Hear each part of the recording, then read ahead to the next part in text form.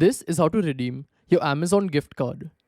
And before we start, it's important that you either have a physical gift card which has a code on it, or you've received a mail with a code.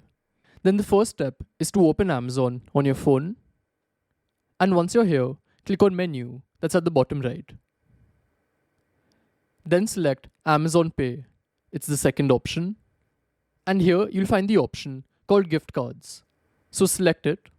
And here on top, there's an option to add a gift card. So select that.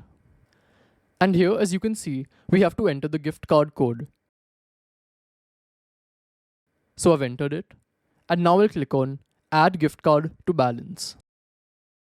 And as you can see, the gift card has been added and your balance has been updated successfully.